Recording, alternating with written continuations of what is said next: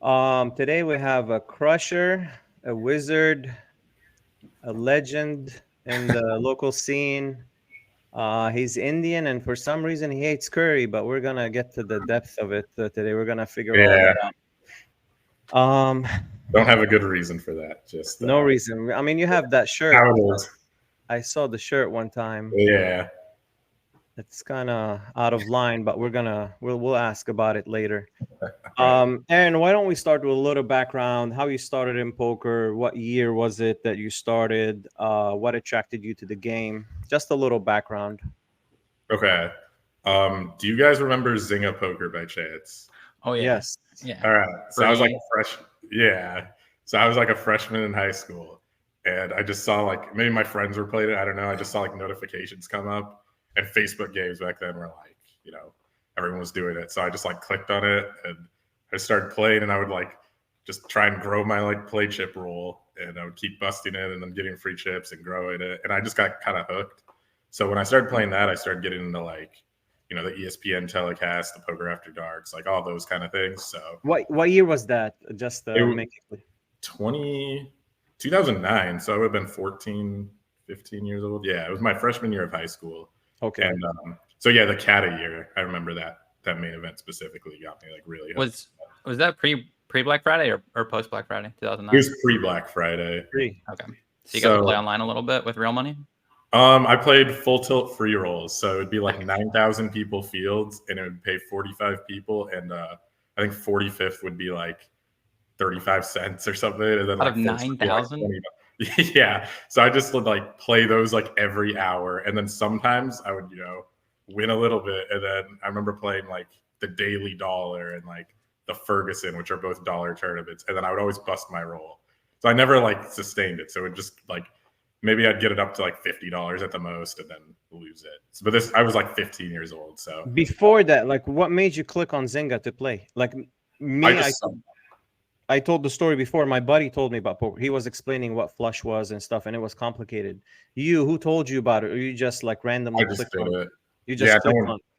No one told me about it. I mean, my family, they were like super weirded out that I was playing poker, especially at that age. So I think no, I was just curious. I just saw it, and then I started playing, and I was like, this is fun. And then I discovered tournaments, and I would play like on and off a little bit when I was like underage, but nothing serious. And then when I turned 18, the legal age in Washington is 18. So I went to play some like $40 dailies. I think my brother bought me in my first one, but I played that. And then I went to school in Portland, and they had like live free rolls. So I would like go like 3 or 4 times a week and play those. And that was just kind of how I got my exposure to poker. And then I started working my way up in stakes and played micros online, was playing those live free rolls. And then I just kept moving up and kind of just kept going from there, getting immersed, studying. And yeah, now I'm here. And sorry. Go ahead, Shane. Go ahead. What was like your first, did you have like a first big hit for like $500 or something? Yeah. Okay. So my first weekend freshman year of college, I saw that they were running some Player of the Month tournament, and it was like $30 at this local room. Okay. And I was like, all right, I'm going to go play this. Should be awesome. And it was funny because I was actually at a big disadvantage because if you like accumulated points, you got more chips. So I just showed up and bought like the amount of chips for $30. And so you had like half the chips of other people. Yeah, exactly. And then I think we got 5-handed, and I want to say we chopped it for like 300 each. And like at the time I was like, hell yeah, I'm the fucking best. Just don't let Jeremy know about this. Well, question, just to get a timeline. So 2009, you get on Zynga, fire a couple tournaments here and there. When did you actually start playing for real money? What year was that? And when did you actually transfer to actually live play at the casino? So 2009 was Zynga. When did you actually go ahead?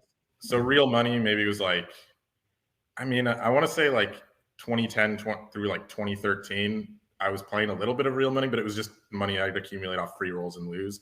Online. This is online. Okay.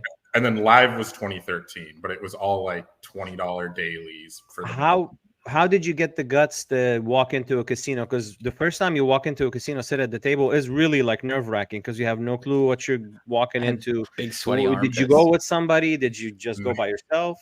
No, I took the bus from my college, I get up to this room. I have no idea what to expect. I mean, honestly, I was a little bit freaked out because I was thinking, yeah, it's going to be sketchy. They're all going to hate me. And I don't know. They're just going to think of me as like some young kid they could like basically push around and bully at the table. But I was like so immersed into poker at the time that like I just wanted to play. And I had gotten a taste of playing that $140 daily before I had left for college.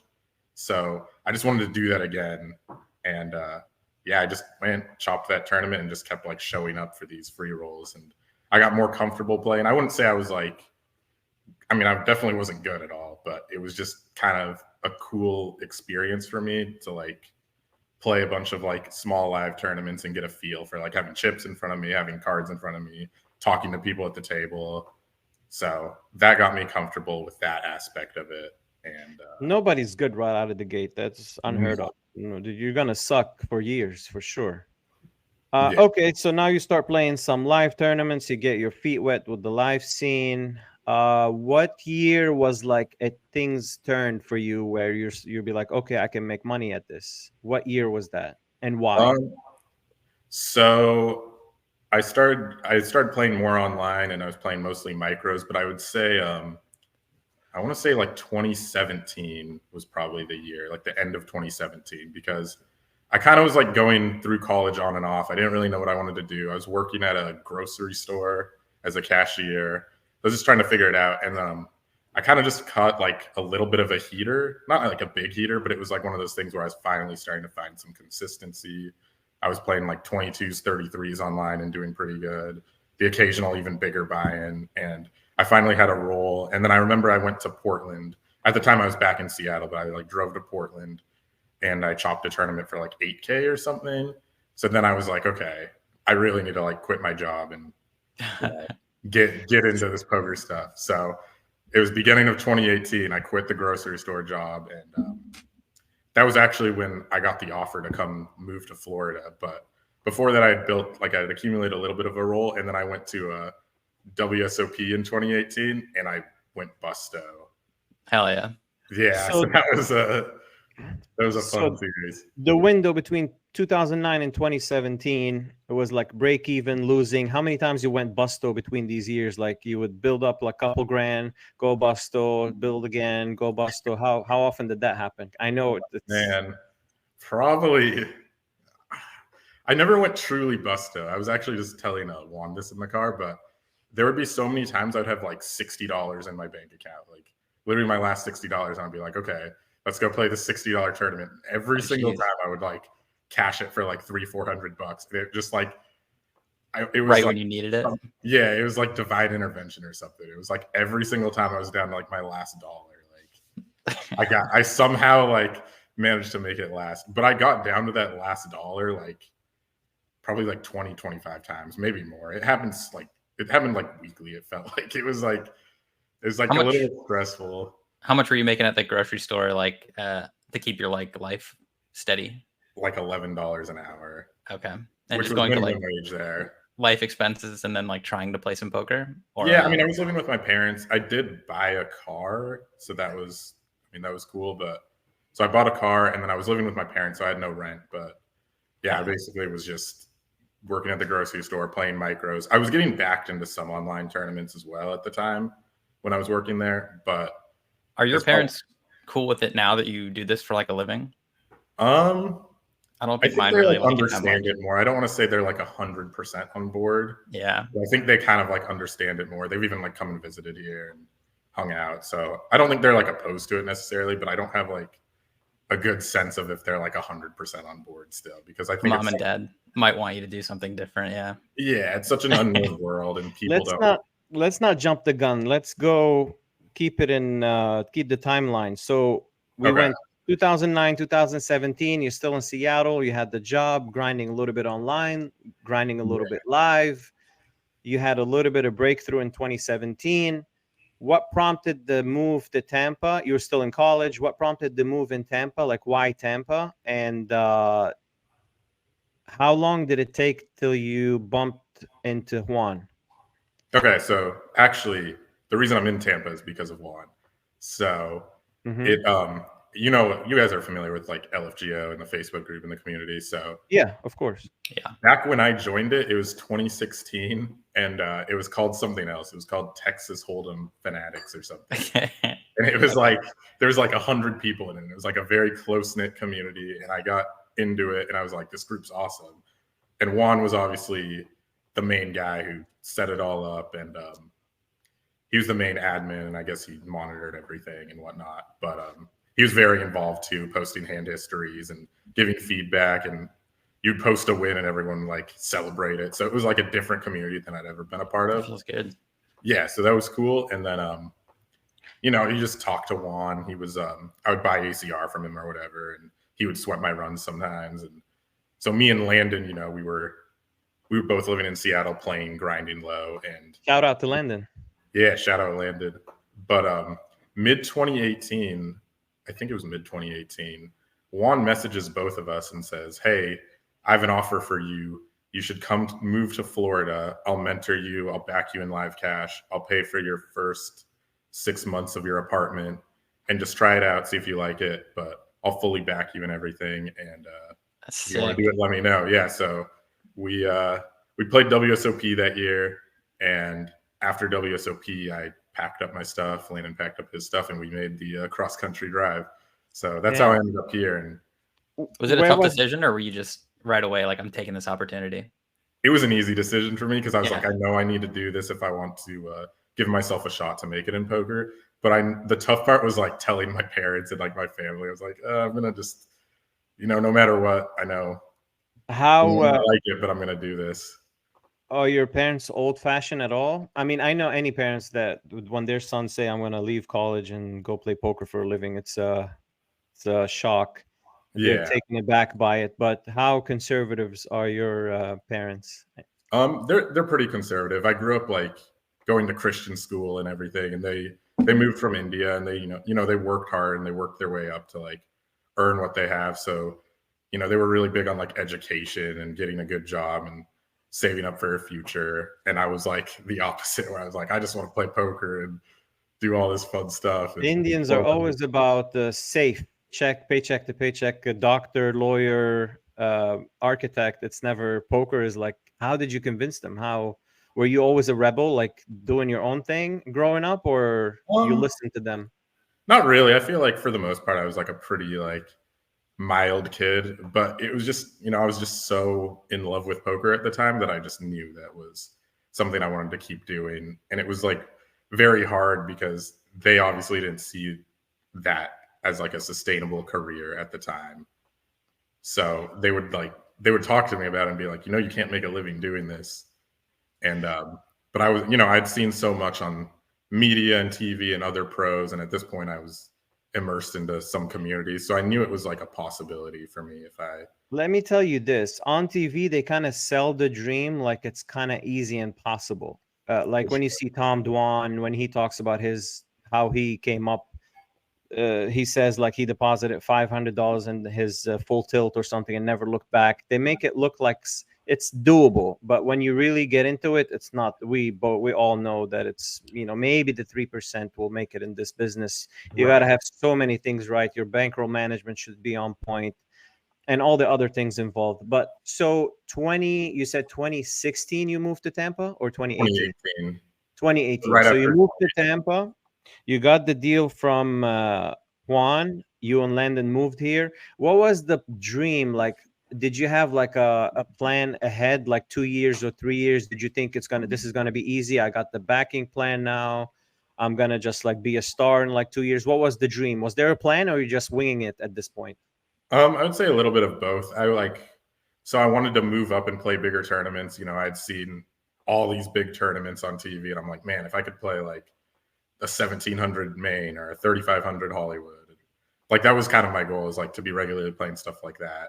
Mm-hmm. And he was also big on having me try live cash, because I didn't have much exposure to live cash at the time. Like I played a little bit in Seattle, and that helped build my bankroll to what it was before I went busto. But I wasn't very exposed to like good cash games, so I was like kind of just thinking like, let's try this, see if I like it. And my goal was just at the end of the day to move up in stakes and hopefully like build myself a decent role to sustain myself. I think in terms of trying to like make it in this game, even if you like love tournaments, that the cash games are kind of like a necessity sometimes. Like when you don't have much money, you can't like take these shots for like $400 when you just have like 5K. But if you wanted like some steady income, having like, you know, an extra hourly on the side and then playing the tournaments on the weekend kind of seems like the right path. I think Juan was onto something with that. Right, 100%. for sure. Well said. With cash, you got to have discipline, just because that's why I like tournaments, is the structure in tournaments, the beginning, the mid, and end. Like the tournament ends, you can't rebuy. You just, you know, you go home. But in cash, it's all about like you're your own boss, and you have to set your own hours, how long you're going to play, like a stop loss, all these things. You have to be disciplined. And some people lack it because they're playing for kind of like the high of playing. They love the game and they don't know when to leave, so they'll be up like 1,000 or 1,500, which I made that mistake at the beginning. I'll always be up like mid-session and I stay way too long, and I end up being like in my pocket for another like 1K or 2K. So I didn't have the discipline of when to leave because I love the game so much, but that cost me so much and it was like an expensive lesson.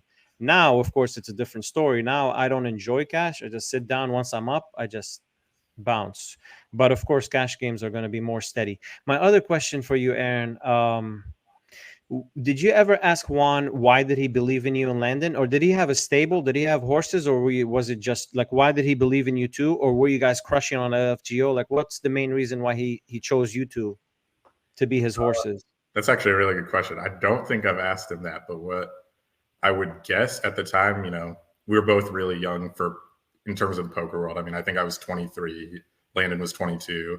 We were posting scores and we were having some consistency online, both of us. So, and we were obviously working together, studying together. So I think what he saw was like two young up and coming poker players who are kind of like trying to make it on their own. Cause in Seattle, you don't really have any sort of community. And I think he saw like, okay, if I can mentor them, if I can mold them, maybe they could be really good players and get their like life together. Cause like, I think life outside of poker needs to be, I mean, it needs to be on point too. I don't think it just be like, you're good at poker. I think you need to have other things going on outside of poker that, you know, you're doing good, like eating right or working out or whatever. So I think he saw that and that like an opportunity to like help us with all aspects of life to help us crush at poker.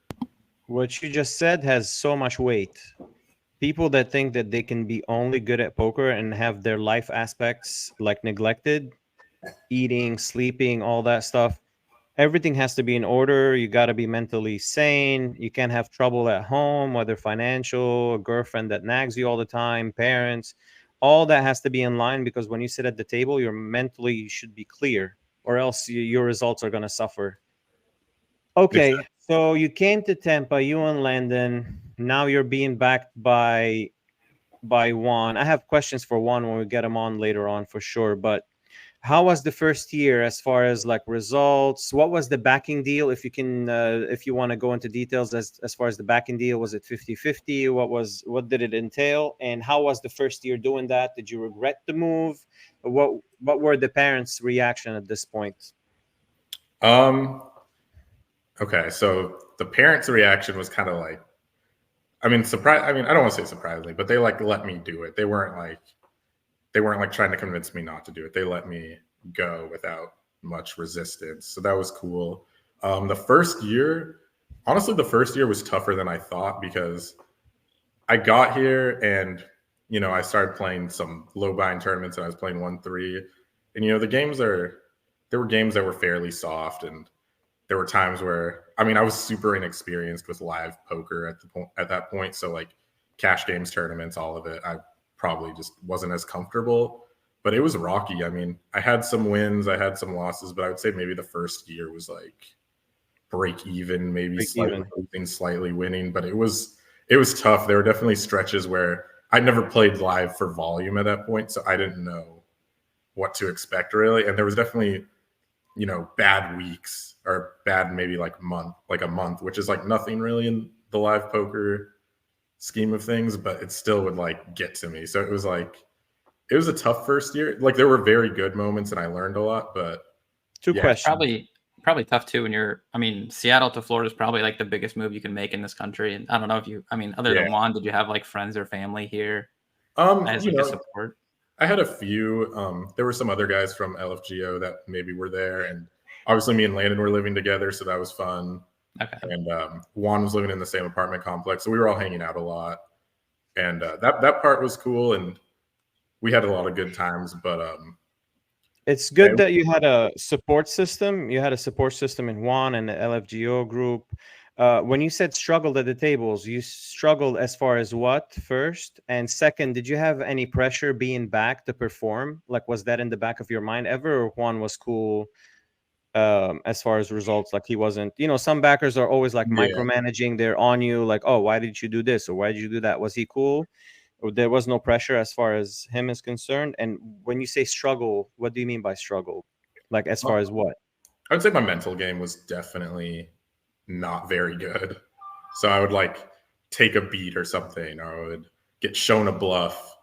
And this is me, like, this is not me now, but this is like back in the day. I would just like leave the table, or I would just have to like, I don't know, I would just get like frustrated. And if it would happen like multiple times in a row, I would not take it like maybe the best. These are all things that, like, the first year in poker, you're gonna have to experience and kind of learn that it's okay. All this is okay, especially dealing with variance, dealing with like, for lack of better terms, idiots at the table. You're gonna have a lot of characters that try to rub things in your face, especially if they see that you're capable. Like, when you're a capable player, people like almost cheer when you lose a hand. It happens to me in cash and tournaments all the time. They cheer when they beat you because they know that you're the good player, you're the threat, and when they beat you, it's almost like they gang up on you. Sure. So to 2018, you're saying it was break even, which is not bad for being inexperienced in the live setting, playing tournaments, playing cash. When was the breakthrough year when Aaron, you were like started to show profit? And were you obviously you were tracking results in 2018, correct? Just because of the backing deal. Roughly. I've been not very good about that, but like I kind of know, month to month, year to year, kind of how I'm doing. Oh, you weren't tracking everything because you have a backing deal now. Every penny that goes in and out has to be tracked, correct? Well, yeah. So I track like per per time we like settle up, or well, I was going to explain the backing deal. So the backing deal was 50-50 when we're out of makeup, and in makeup you get 25%. So we basically reset it, like, I think at the time we were doing every week, and we'd just go week by week. So if I was in makeup and I had a winning week or whatever, I would get 25%. Juan would get 25%, and then 50% would go to the makeup amount. And then when I was out of makeup, it was straight 50-50. Interesting. That's actually fair, because most deals that I hear about, money goes to makeup and then you split what's left. Yeah, that's how a lot of them. I know some do like profit shares like that, but I know every backing deal is different. I think having some profit share motivates horses when they're like, buried in makeup, because of course I think it's very easy if you get down, you're trying to like get it back in one tournament. And I don't think that's correct at all. I think you need to just play. The backing deal covered buy-ins up to what amount? Did he have an open backing? Like if you wanted to play a 10K main, he had you covered, he had your back, or was it like to a certain amount? Was it like 3K or 3,500? Was there talks about that or no? So that first year, I don't even think I played anything over 1,000, and it was very rare that I did. So most of the tournaments I was playing was like the 250 triple 30, the 130 nightly at Hard Rock, the 200 nightly. Like, so I was playing a lot of lower bind tournaments, and then like during series, maybe I'd play like a 400 or whatever. But which is fair. Which is fair for somebody just coming up the ranks. You don't want to put them right away in like 5Ks and 2Ks and 5Ks. Right. Up to a 1K is good for a beginner. It's 1K is pretty big for the first year somebody playing. Out of the gate. And it was one of those things where like if a bigger buy-in was coming up, it would be discussed. Like, how are you doing? Are you down? Are you up? Are you having like a good stretch of tournaments? And we'd kind of base it on that. But yeah, that first year, it was mostly me playing 1-3 at Derby for a 500 max at the time it was. And then every now and then, if the 2-5 game was good, Juan would say, okay, play the 2-5, but this is like your cap. So it was like limited at first, but it was always very open to like, you can move up and we could discuss things like as we progress. So it never was like, this is like your ceiling. The ceiling has always been, whatever. You Floating. guys played it by ear, basically. Shane, you have anything before we dive into the strategy stuff? No, I just think it takes a lot of trust for somebody to like be willing to back somebody. So props to you and Juan for keeping the trust for that long and being willing to stake you and believe in you. And it'd be cool to ask him a couple questions about it too. Yeah. Before we get to the strategy stuff, your worst year and your best year so far.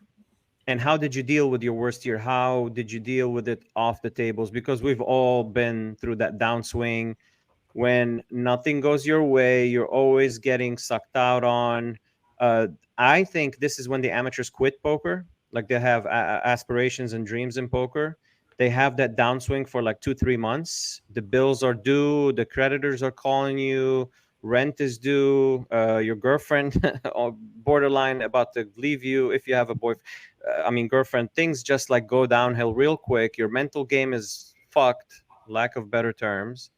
Yeah. And basically, it's like, and it affects your daily life too. Everybody around you is going to feel it. People don't understand this. In a normal job, you're not going to have losing months or weeks. In poker, you're going to have months that's like, you're depressed, your mental game is like not on point, you're playing your C game, everything is like you feel like the whole world is against you. What year did you experience that, and how did you come on top? Okay, so my best year or my worst year? Worst year first. When was the first worst year when you were running bad, making bad decisions just because your mental game is bad? What year did you experience that, and how did you like stick with it and not like move back home or something? Okay, so this might surprise some people, but I would say my worst year was probably this last year. Like I was probably by far the toughest year I've had in poker. Me too. Yeah. I mean, I was playing, me and Shane have talked about this, but online is just getting, one, it's getting tougher. Two, it seems like there's a lot more sketchy kind of things going on. Mm-hmm. So I'm not grinding online nearly as much as I was like a couple of years ago, which means now I'm grinding mostly live. The variance in live is going to be a lot swingier because you're just not getting as big of samples. And it was an adjustment to me because, I'd play online and I'd be playing so many games. Like you'd go through downswings and upswings, but you would hit upswings more frequently and your downswings would last not as long.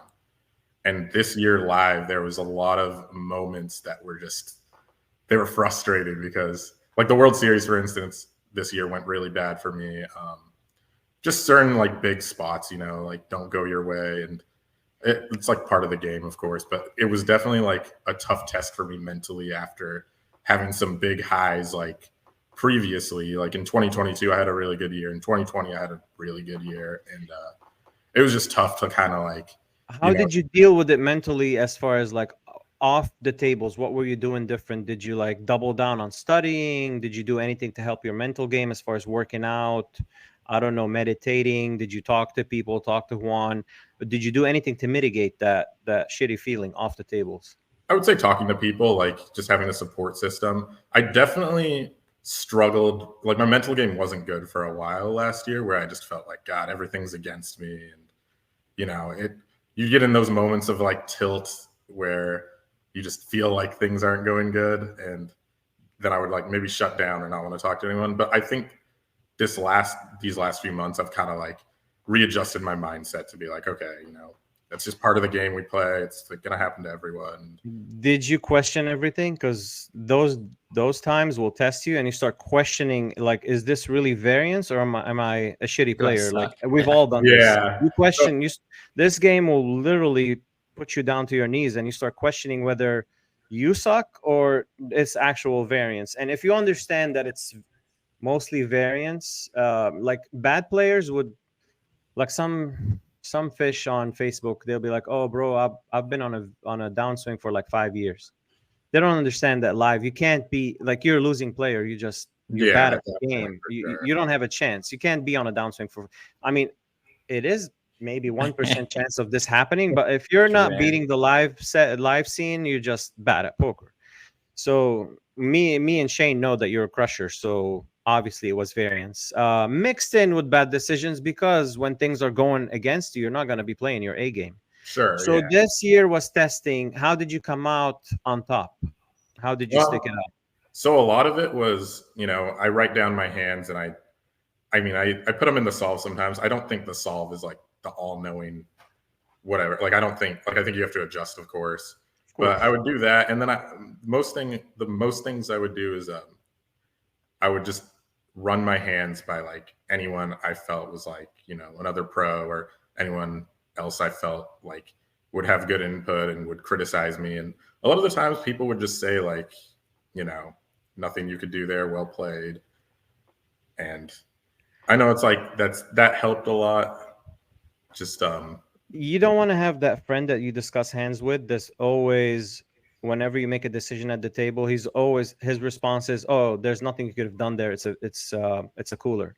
You want the friend that's like actually critical and will give it to you as it is. Like if you sucked at this decision, he'll tell you like, oh, this is bad, like Shane is that friend. He will tell you the way it is. Like I got the guys tell you with that friend that's always agreeing with you in hands, you don't want to discuss poker with them. You want the friend that's criticizing your play when it's time to criticize, not always fighting with you. Like you can't take hard stances in poker because there's always other options. It's never like 100% this or that. You know what I mean? Even if the solver is saying 100% raise, but it might not work in a real setting. So there's no hard stances in poker. I hate the players to be like, bro, this is 100% shove or 100%. There's nothing 100%. Anyway. So who's your support system as far as like discussing hands? Was it Juan or somebody in the LFGO group? Juan, Landon, like I talk a lot of hands with him and we do disagree sometimes, but yeah, that's a good example of someone who sometimes will disagree with spots either way. And some Tampa guys, some LFGO guys, like we have a study group. Some friends I know from the Northwest even who play for a living. So when I was questioning hands, I would maybe send like 5 or 6 texts to like, it would be the same text, the same hand history text. And I would just give. Were you getting same feedback or different feedback? Some would be different. For the most part though, like in the big spots, it would be the same. There were definitely spots where like, I remember like one spot where I jammed river on, I want to say day 3 of the Millie Maker. And it was like very split whether I should have bluffed it off or just checked. So I would definitely get like split decisions like that too. But for the most part, I felt like my thought processes were like on track, even if maybe the specific hand I played incorrectly. There's one constant among a lot of good players that I've met, especially like live players, like to name names like Tarun or you or Igor, people here who will like shoot me a text and ask me about a hand history. And they always do the same thing. They're like, I'm shooting this to like 6 other people and they're giving me different answers. And I'm like, I like yours or I don't like yours. But like this guy said this. And it's just like one hand, but they're getting like 8 different like inputs from it. Yeah, I think it's valuable. And I think more that's the beauty of solvers these days is you get the GTO solution from the solver and then you take other people's opinion. Before like 2015, 2016, you didn't have that option. You had 4 or 5 people, you text a hand, you're getting different opinions, and then you go with your gut on who's right or wrong. But now you know the GTO solution and you're getting people's opinion, and it's up to you to take, the good and bad out of it. Shane, you have anything to ask before we move on? I got some questions written down. Hit you with a couple. You didn't say your best year yet either, by the way. Oh yeah. So I don't think a lot of people know this either. Carl might because he was in LFGO, I think.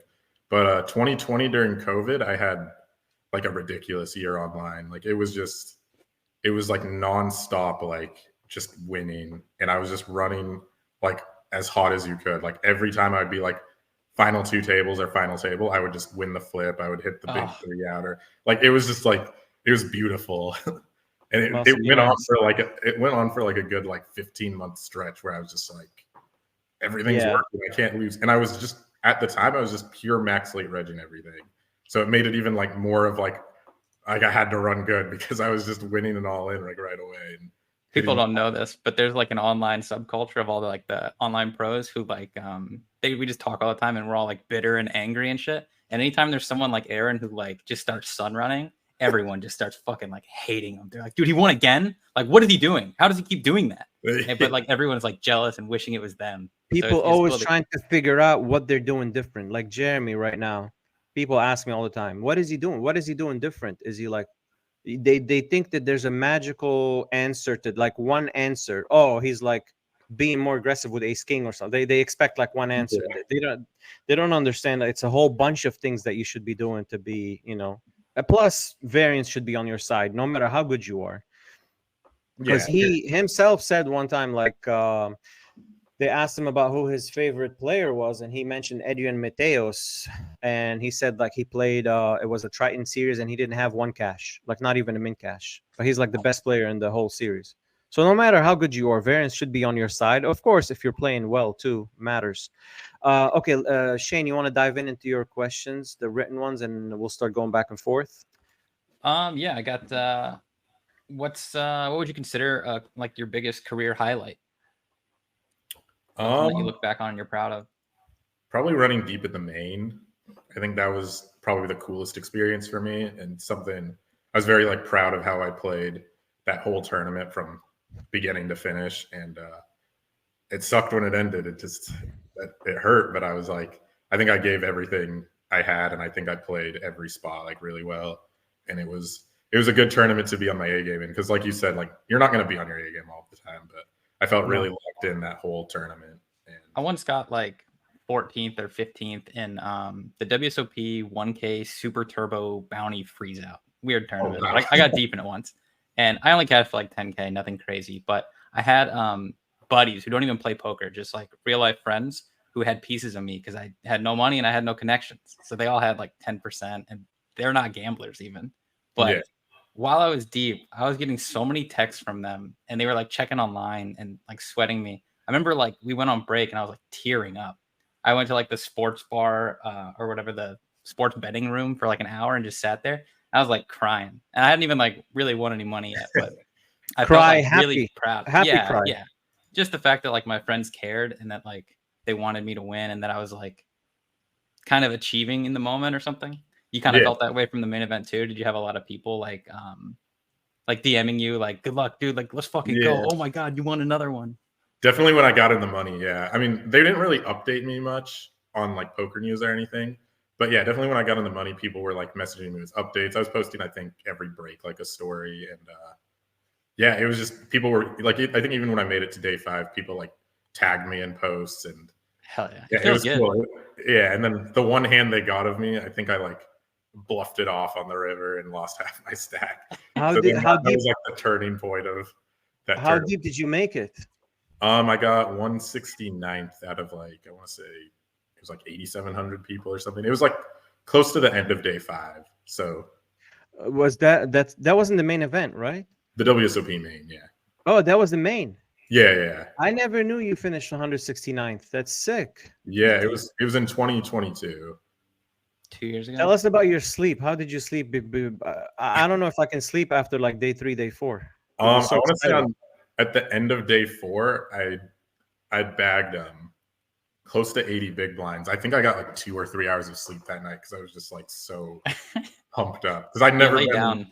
You know, that's like the dream spot. Like I'd always wanted to play the main event. I'd been watching it on TV, and then I was like deep in it, and I was like, oh my God, this is a cool spot to be in. So I wasn't sleeping at all. I kept like, just looking at my table draw, looking at other stuff, watching. Did you think you were gonna win it? Like you're just like, I'm gonna final table this. I don't think I ever thought I would win it, but when I didn't think it was gonna end, even when I went through losing half my stack in the middle of day 5 when I bluff shoved river and got called.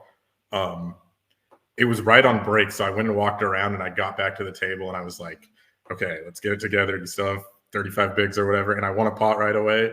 And I was like, cool, okay, we're good. And I just didn't think it was gonna end. I never like saw like a big cash yet. Like I wasn't envisioning like the $1 million score yet, but I also never felt like I was at danger of busting, if that makes sense.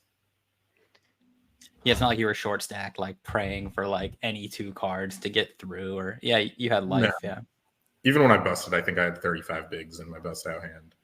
Damn. So let's fire up some questions. I have almost 20 questions still, and then we're gonna go to the chat questions. But this is something as far as strategy.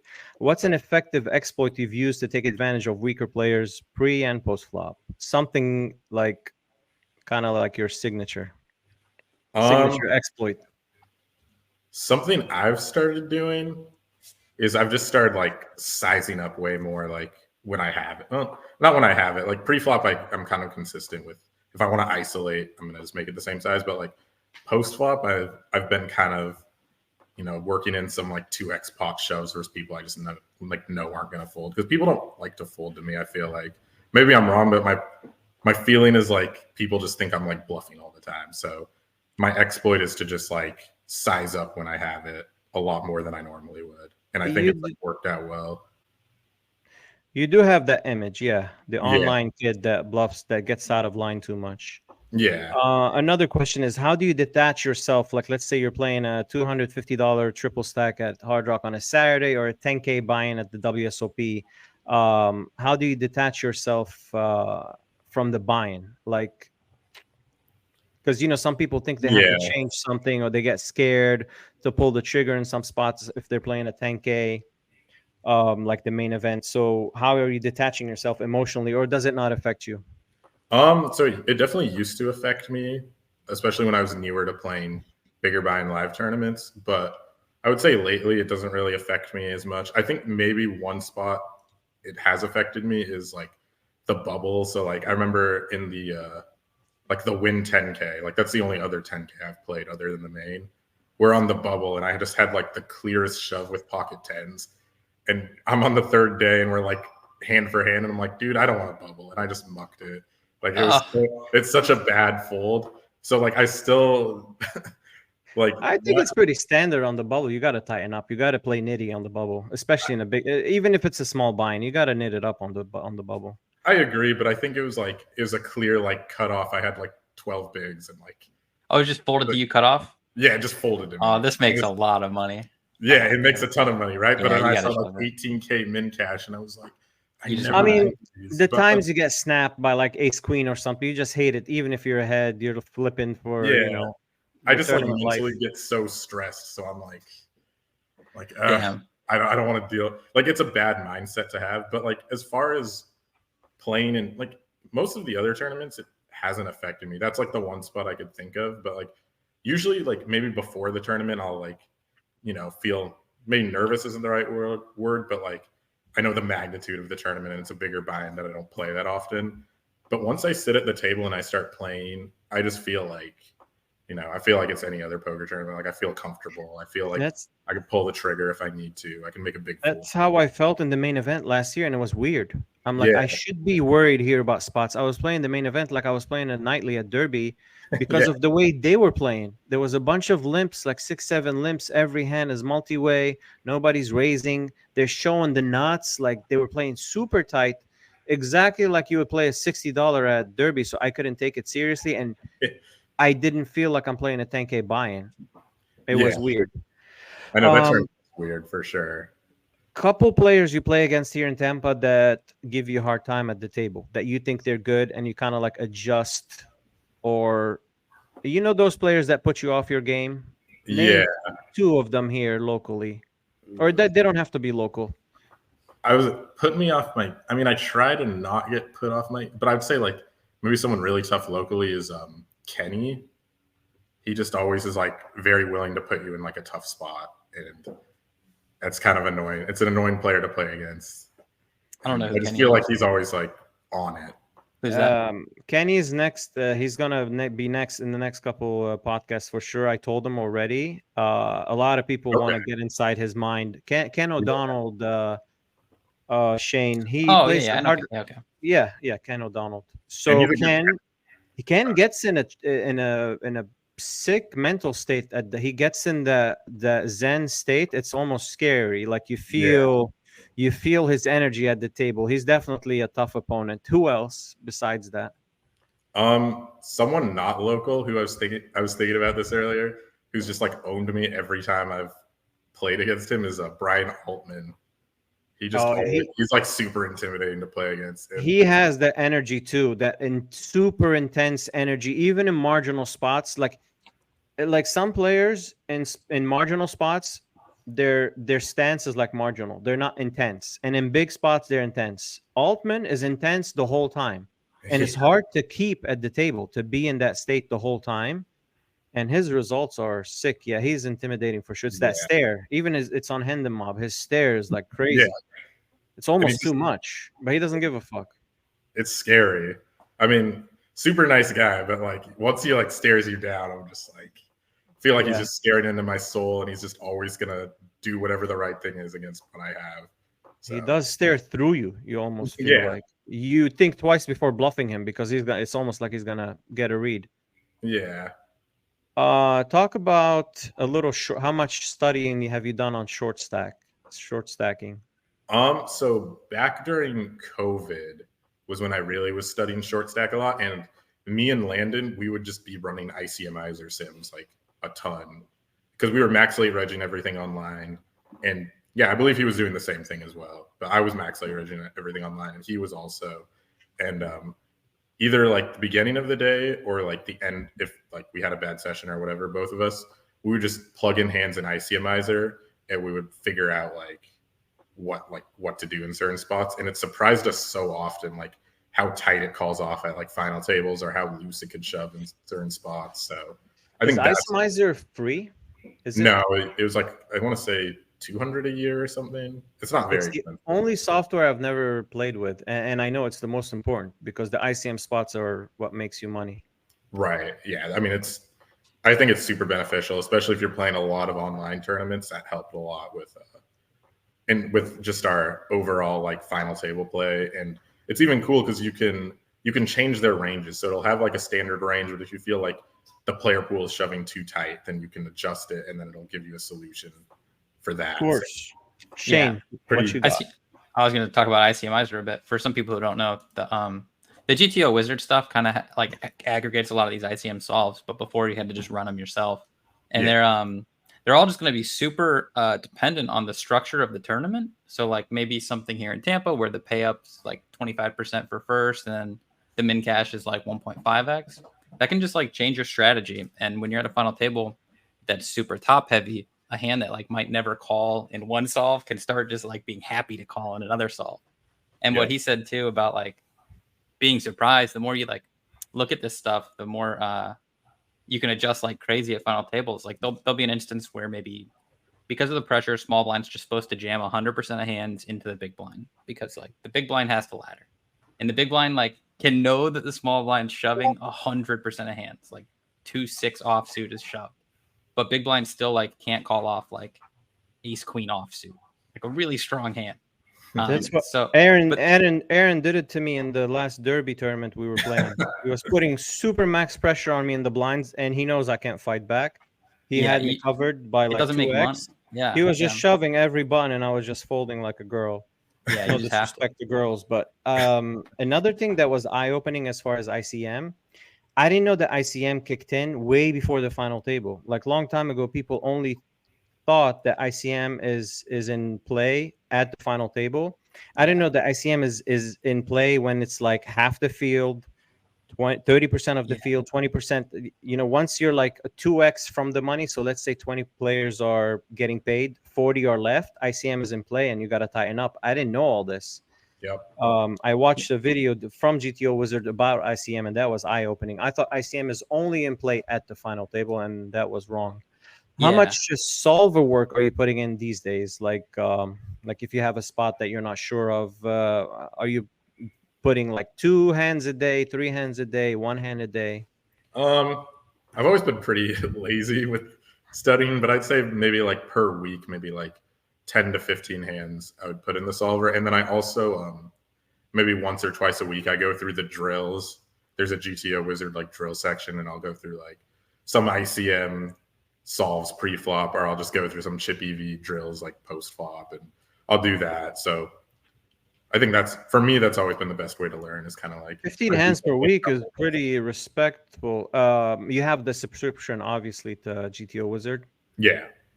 Okay. Shane, you got anything? Let me think. I was just going to talk about your ICM the entire tournament. That was one of the first things that gave me like a real edge in poker, because I kind of came into the game late in terms, like some people play online for like a decade. I started it maybe 3 years ago, but that ICM, the whole tournament strategy stuff, kind of came out about 2 years ago when like Ben CB released some ICM masterclass stuff. And I feel like I got in on that like early, and it helped my game. But the idea of it is that like all the chip EV charts don't factor in pay scales at all, or like tournament life. Chip EV is a strategy that just makes chips. But ICM strategy is a strategy that makes money, like dollars. When you play a hand, you make if the buy-in's $50 and you win that hand for like X amount of chips, you might have just won like $2.10, like an EV. So the whole ICM strategy converts it to money, and it changes the game completely. So I think some people, even like pros who are good, might still be playing like a chip EV strat that's not as good as this like ICM the entire tournament strat. So for anyone who's maybe trying to like level up, you can use ICM from the beginning of a tournament to 70% of the field to 50%. Yeah. And it factors in survival too. You're not going for it every time like a cash game, because that's the difference between cash game and tournaments. Is like cash game, you're trying to maximize EV without worrying about your life. Yeah. If you bust, cash game is chip EV. Yeah. In tournaments, you're trying to maximize EV in the beginning, but later on, survival is an important factor too. So you don't have to go for it in every spot. That's why the solver plays a little more passive with draws than in cash game. Like in cash game, you have a pair and a flush draw. You're just happy to get the money in. In tournaments, it's a different situation. It depends on if you have top pair and a flush draw, middle pair. You're not just happy to just range.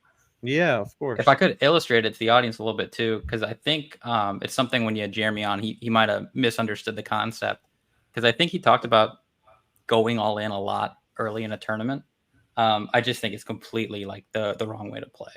I think he was exaggerating a little bit. I don't see him doing that too much. He was just a little high on his run good lately, and he was just like exaggerating a little bit. It's kind of like Andrew Tate talking. You can't take everything literal that he's saying. But the idea of the ICM meta is that like say you buy in for a tournament for $1,000 and you get like 30,000 chips, and then like you're faced with a spot where like you could double up. It's like a potential double up spot, but you're risking your whole tournament life. You're risking your $1,000 buy-in, and if you're right, you could win 30,000 chips. So you double up to 60K chips. Like awesome, you're the big stack now. But the value of that spot isn't $1,000. It's not your full buy-in like in a cash game. Me and Jeremy talked about this, that exact spot, that doubling your stack doesn't mean you doubled your chances at winning the tournament. So it's not, he said it. He's like, so what if I doubled early? So I thought he said that if he gets a chip stack early, he like starts like going crazy on people. I mean, he said that he goes like, if he sees a spot that's fit to move all in, he's going to send it early just because the registration is open. But he also said that like doubling early in the tournament doesn't mean basically anything. Like you see those guys getting 2 or 3 stacks early and they just bust mid-tournament before cashing, because having a lot of chips early doesn't mean anything. Yeah, but an Aaron strategy where you max late reg or whatever. So the double up like early in the tournament from 30,000 to 60,000 might be worth like $100 or something. But an Aaron strategy, when you max late reg and then you double, that double might actually be worth like $600 like right away.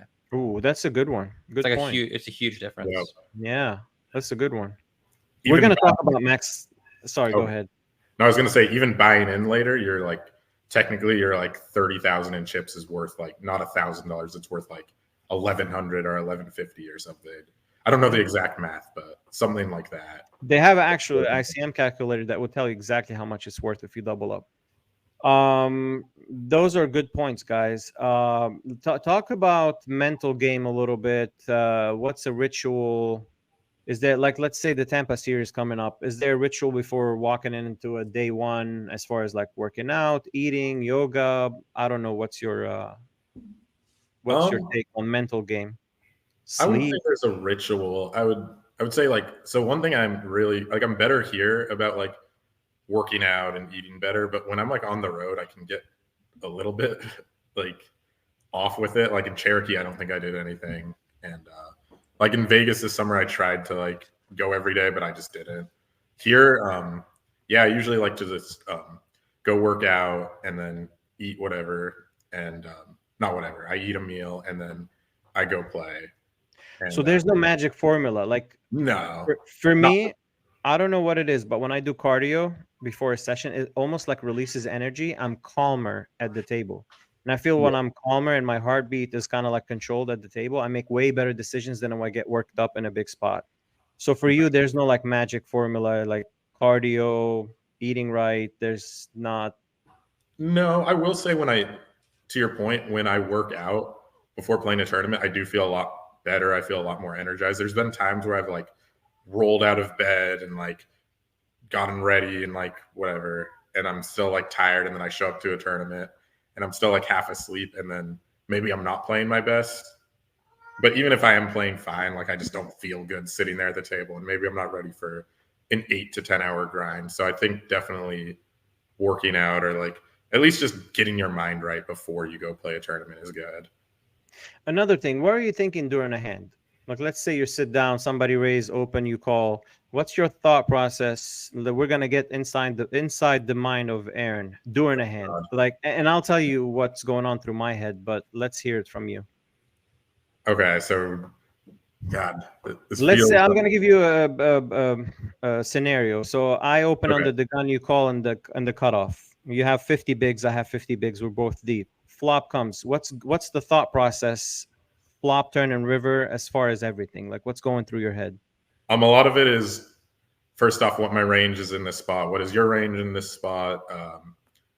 What are my bluffs? What are my value bets?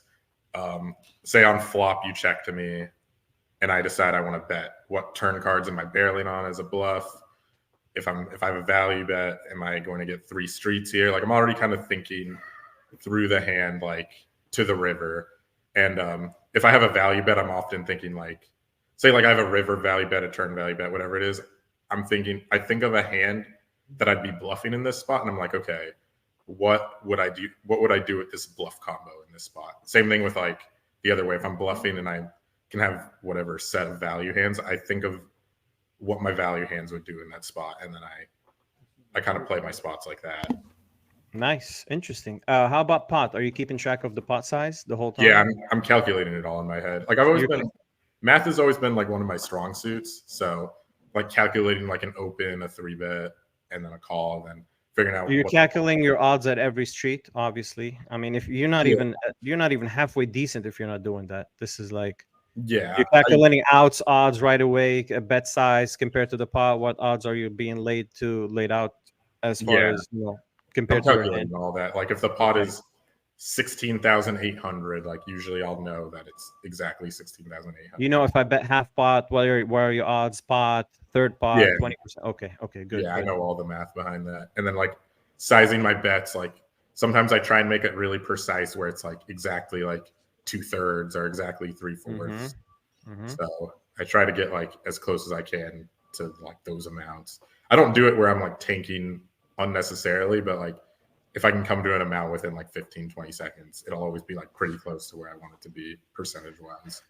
Do you ever get into a hand with like a friend and you just have like the nuttiest value hand of all time, and you're like annoyed that you keep betting and you're like, dude, just fold, don't call it. Like, I have to bet, man, but don't call it. Do you ever feel that way, or is that just me? I definitely do. Maybe it's like not the best trade in poker, but definitely when I'm in hands with friends, like you just flop. I'm obviously gonna play, yeah, but I'm not trying to I'm not rooting for you to bust, like if you're at my table either, But like I'm ruthless when it comes to that. I detach from friendship, and it's straight business. I don't, no matter who the person is, there's no mercy. I played an online hand with David DiBerdardi not too long ago on like Global Poker, and he was like in the tank on the river for like a long time when I like triple barrel river jammed, and then like he even like screenshotted it and texted me. He's like, should I have called 9s there? And I'm like, dude, I was at home being like, dude, don't call this, like as I jammed. But like,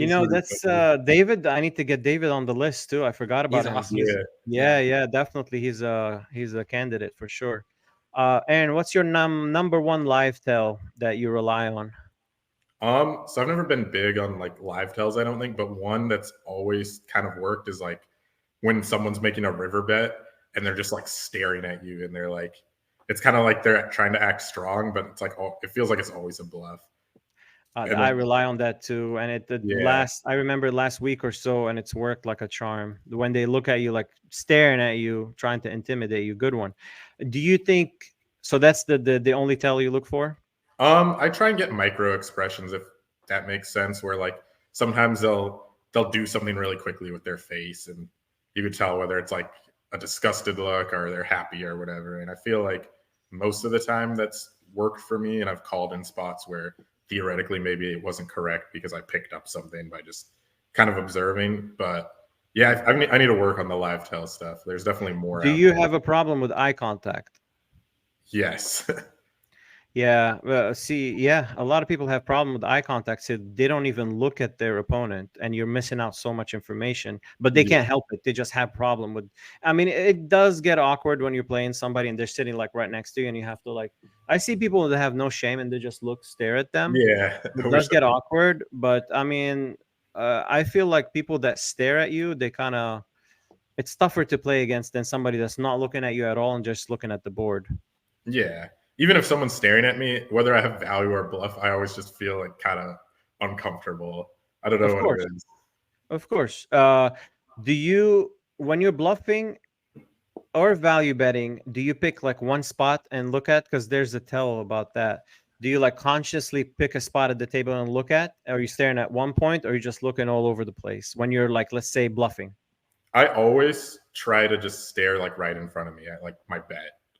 So I always just stare at the chips in front of me. So you stare down at your chips? Yeah. So you're staring at the chips the whole time. You're not looking at the board. No.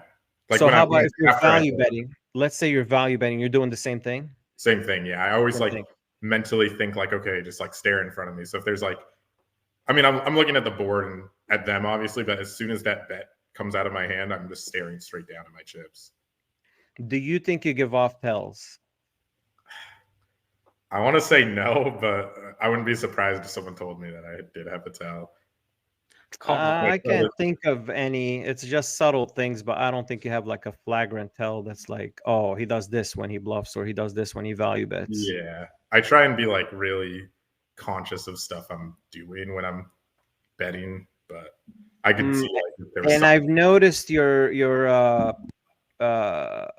heartbeat doesn't get elevated during big spots. You're kind of even keel.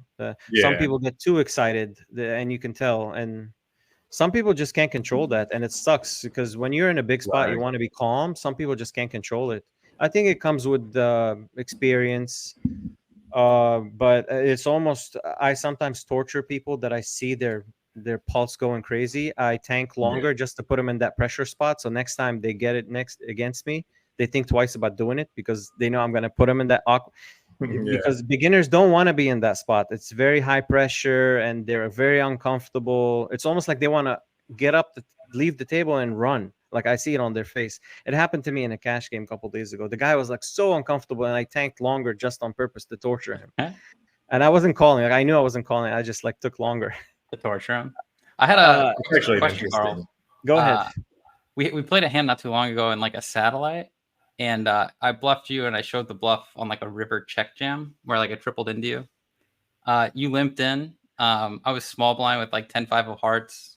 I called, and then big blind checked, so it's like a 3-way limp pot. And I bet. I open limped. Yeah. Was it a satellite? Yeah. Okay, I do some limping in satellites. People think I'm limping strong, but I'm limping both. I only limp in satellites. That's the only time I open limp. Yeah. But in the hand, I bet flop, bet turn. You called both, and then river came. So it was like a 2-3-4-5 board. So river hit the 5, so it became like a one-liner to a straight. I checked river, you bet, and I check jammed on you. And you tanked for a while, but in that moment, I was trying to trick your live tells. I remember this to like look really casual. I remember trying to just look like, it's just a satellite. It's just a $200. Like I'm all in, like I remember like trying, I'm like, Carl's looking at me. I'm going to try and look casual. And I just had a pair of 5s. So I rivered. But what was your question? If you remembered the hand and if you had a tell on me in that moment to like, if my play worked or not, or what made you fold? Because you folded a straight in that hand, an ace. I showed my hand. I showed my hand. Yeah, I showed the bluff. Or no, you threw an ace on the table. And did I have a tell on you? Obviously, I didn't have a tell because I folded. Normally, I don't think you give off like obvious. The thing is, like with players, it's really like dependent on the hand and the situation. Sometimes I have days, for example, that I give no tells, and I have days where I give off a lot of tells. So nobody's consistent with the tells unless you're like Phil Ivey or Fedor Holtz or something that they've worked so much on Perfected their it. life tells that they have zero. But I have days where I have some tells, or I try not to move too much when I make the move on the river, whether it's value or bluff. So I don't give off anything because the hands, little hesitation, little subtle things that I would see in somebody else, I don't want them to see it in me. Some people are just not good at like picking off tells. And I try not to look at them or do reverse tells or anything. I just stay calm and quiet. You, as far as tells, I don't know. You're kind of hard to read. You stay calm too. You don't get overly excited in spots. Okay. I got Yeah. no data on it. So yeah, it was just a question of if you had something on me that maybe made you lean one way or I something. tried to pick up something, but I know, no, I don't. But like I said, it's dependent on the hand too. Sometimes you might give off something, and I go. Sometimes Go I with the would gut. go with my gut if I pick up a tell, and sometimes I'm wrong, sometimes I'm right. I'm good with life tells. Like sometimes I don't even know how to explain why I did what I did, but sometimes I read people's souls and I'm right. And few times I'll be wrong. I don't know if they did a reverse tell. I look for hands and feet mostly and pulse, and it's player dependent. To point to Well, one recently, is there like like a really good moment recently where you like caught someone your toe was like a spot bunch, on that you could a like brag about? bunch, a bunch. I have a few regulars here in Tampa that I know. Okay, I'll name one. One that comes to mind. Yeah, yeah. Okay, one that comes to mind, and now I'm gonna give off his tell. But just we'll do it for the podcast. And he's the nice guy. He always calls me his hero, Will Thornton, I think his name. He has a tell where when he has a big hand, he goes like this. It's a nervous tick. He breathed like that. That he does this with his nose. When he does Okay. that, run, leave the building because he has the nuts. And Okay. I don't know if he's not. He doesn't know that he does it. But anytime you're against him in a hand and he does this, he has the absolute nuts. And when he doesn't do it, he's weak. Did He you doesn't learn have it? that many bluffs to begin with, but when he does that tick, it's 100% value hand. Did you learn it by like calling him, or did you learn it by like watching Watching, a hand with him? Okay, okay. watching, because I'm always watching. I have the music on. The music kind of gets me in that flow state, but I'm watching everything. Not looking for tells with like weak players, because where am I gonna pick off if somebody that's the fish that's making mistakes post flop? Picking off tells off of him is not gonna give me any edge. My edge is gonna be post flop, him making mistakes and me capitalizing on it.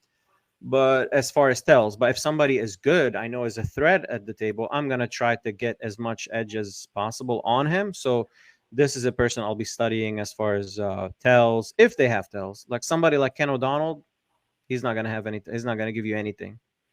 Somebody like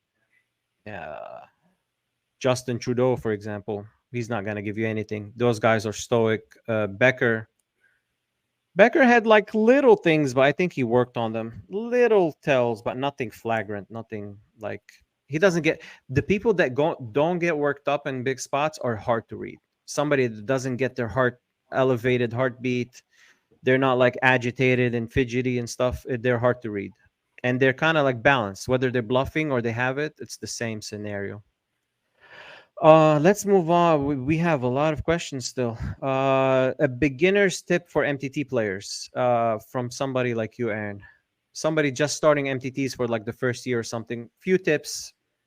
So I would say if you're a beginner, don't try and make these fancy plays, fancy bluffs. I think the best way to win money is to play lower stakes and just play pretty ABC.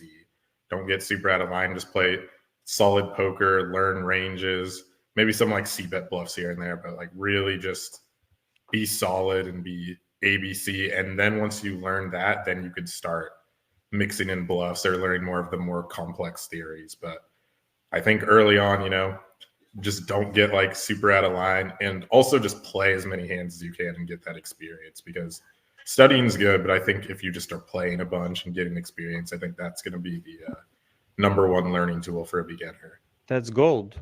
Just not getting out of line too much. People think that poker is all about bluffing and making moves, and they don't understand that solid ABC is going to make that. So that's gold. I like it.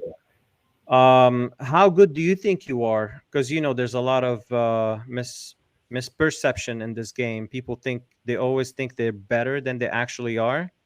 So how good do you think you are on a scale of 1 to 10? And how do you think other players perceive you, like when you sit down at the table? Do players make comments like, Mhm. oh, like this is, you're on the wrong table, or those comments when you sit down and people are like kind of scared of you? So Yeah, first, how good do you think you are on a scale of 1 to 10? it's an interesting question because so I feel like I'm a winning player. I feel like pretty confident in my game, but I also know that there is like a lot of improvement still. So I'd maybe give myself like a 7 or 8, somewhere Fair, around there. And I think fair. so. I feel like I'm a good winning player. I think I'm like a pretty solid tournament player, but I think there's also like a lot of room for improvement. And I think that's Fair super answer. cool. And how do you think other players perceive you? I think same thing. I definitely sometimes get those comments when you sit and people will say like, "Oh man, why do you have to sit here? Get off this table." Like I get that, but I would say like again, like I would say most people locally perceive me as like a good winning player, but maybe not like top. But I would say like definitely good. But it's Okay. again, it's hard for me to like know for sure. Okay, there's a couple questions here that we already covered. How many hours you spend playing versus studying? You said you plug in like 15, 20 hands in the solver and you discuss hands. Network of people you discuss poker with. You got the LFGO guys, Juan, the few people you text. So we covered this. Um, is poker it for you as far as something you see yourself doing the next 5, 10, 20 years? Did you ever have a plan B? Like going in 2017, 2018 when you moved, did you have a plan B? Like if this, I don't succeed at this and I lose all my money, is there a plan B, or you're not the plan B type of guy? You're like, this is it, I'm going to make it work. To be honest, yeah, I don't have a plan B. I mean, I have a little bit of money in like investment accounts and stuff like that, and I definitely need to like work on that again and maybe put more money away to like save. But like as far as like work and income, no, I don't really have like That's a plan gangster, B. because it's not Yeah, easy going in and not having a plan B. A lot of people yeah. don't have that. Don't have the guts to. How resilient are you? Because I know this is a big attribute to making it in poker and anything business. Some people fail or like get a little bit of resistance, or what's the word? Once they fail or have a tough, couple months, they just quit. How Yeah. resilient? How resilient are you on a scale of 1 to 10? You think? Uh, I'd say probably like a 7. Like I've definitely had moments where I'm down swinging and I just like don't want to play and I've shut down, but I've never fully quit. And I feel like I'm always, even if I have like a moment of like mini tilts or whatever, I'm always ready to like play the next day. And I don't ever let it like really spill into decisions. I feel like even if I take a couple beats at the table and I still have chips left, I'm not sitting there like just trying to get it in and bust. I feel like I'm still picking correct spots to do it. So I do feel like it still could use some work. And there's times where, maybe I'm not grinding as much as I should because of like a bad stretch, but I've been better about that lately. This was more like last year when the downswing was happening. So Shane, back to you. I think a lot of the success from anyone who has any in poker comes from like enjoying what you do, and the fact that like Aaron looked for Zynga like 10 years ago and he's still playing or something is why he's able to be resilient. Is why he's able to like have the confidence to be like a 8 or 9 out of 10 player. I think anyone who ends up like maybe Googling like how do I make a couple extra bucks and then like finding poker and playing is just like gonna straight be doomed. I think one of the characters that makes like Aaron a winning player is how much he likes the game. Yeah, Yeah, love of the game is definitely number one on the pyramid. You yeah, I have mean, I to do love that it. When I for talk with a grinder that's been playing for like 10, 12 years, and I've talked with few of them that shocked me, I almost don't want to talk poker with them again. They'll be like, man, I hate. There was a PLO player that's been playing for a long time, and he spent so much time playing the game, and he said like, I hate the grind and I'd rather be anywhere else. I'm talking like, are you serious? Like, if you don't like the game 100%, if you're not 110% about the game, just don't even bother. If you yeah, don't, you gotta love the game absolutely, like worship the game, or else you're not gonna have a chance to succeed. Even then, it's hard to succeed if you love the game. If you have any hesitancy about the game, you have no chance. Let's get to the chat questions. We have 5 questions, and then we'll try to wrap it up. David Smith on Facebook.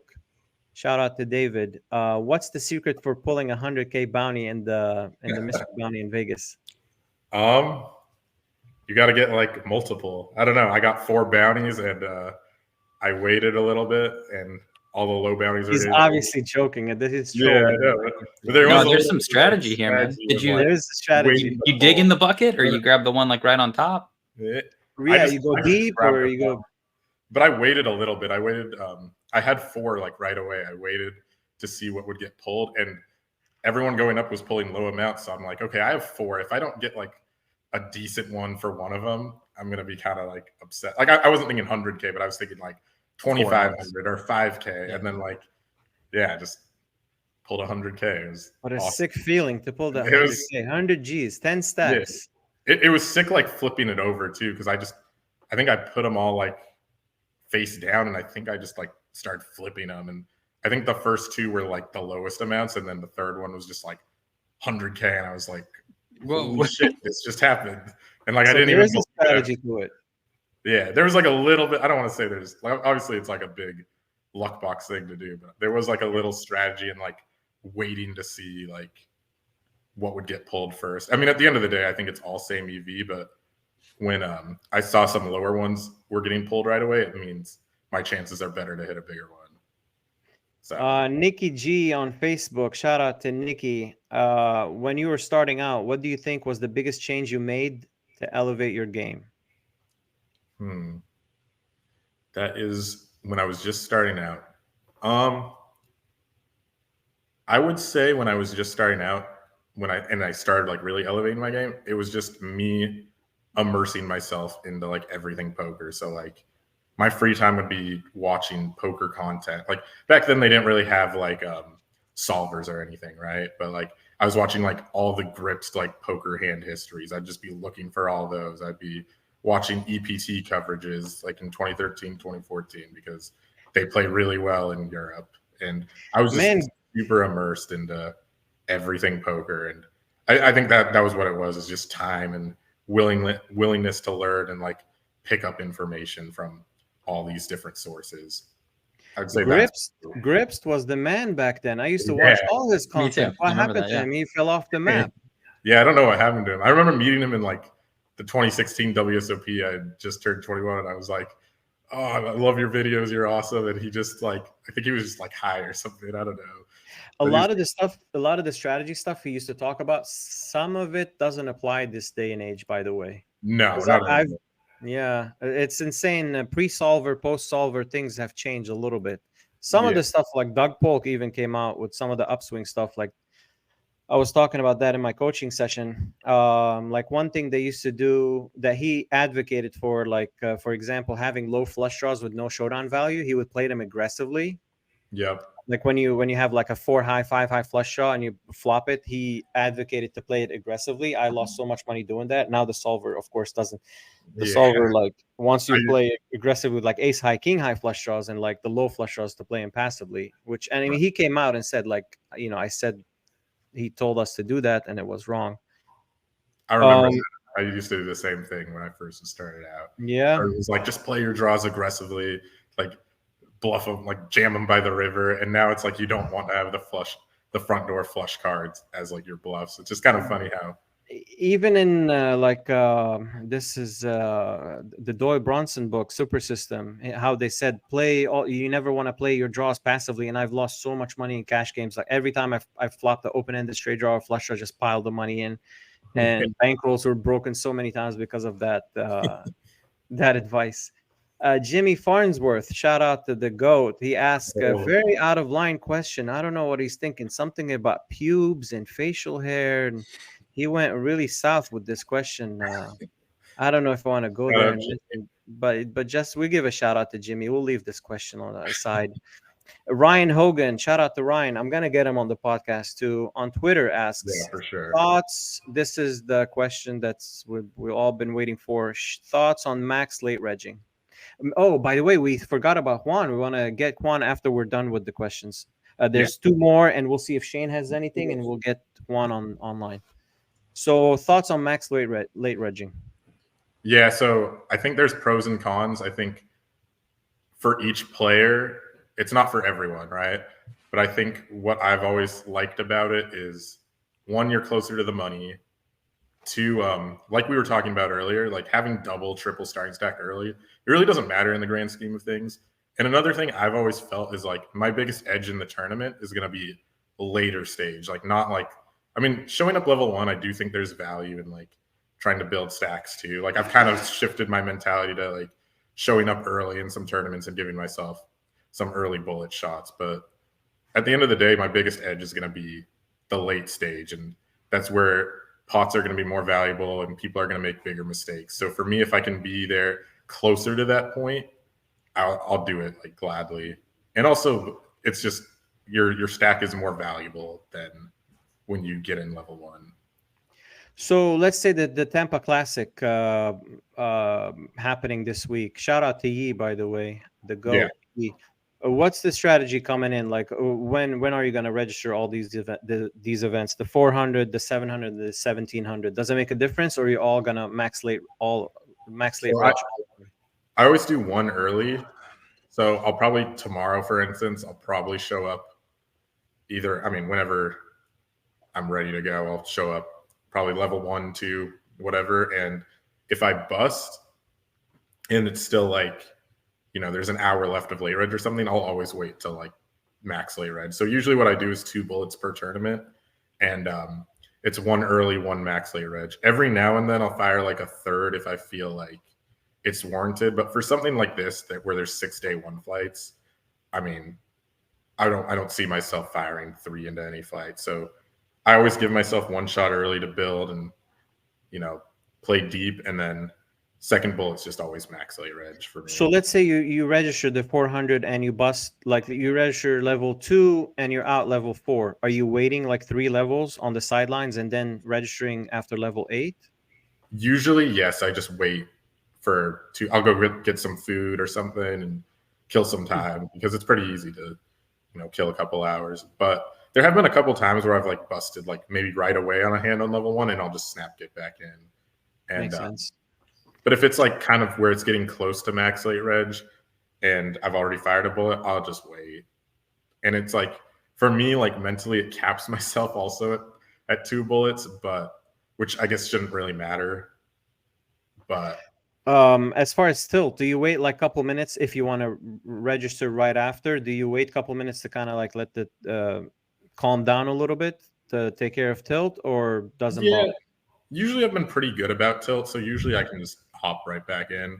But if there's something where I'm feeling, you know, I'm having a bad day or whatever, I'm feeling a little bit extra aggravated at a spot, yeah, I'll walk around for a couple minutes. But it usually literally takes me like a minute or 2 minutes to like reset and be fine. Okay, we got the Godfather here joining us right now, Juan. Shane, did you have anything to add before Juan joins? No, I'm pretty low on questions. Yeah, I'm good to move on to Juan.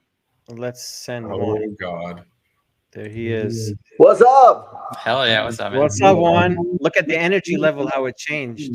What up, Shane? Hey, how you been? Juan, do one thing. There's a setting for echo where there's a little bit of echo coming from the audio. How about that? Is that better? Yeah. There's still a little echo. If you go settings.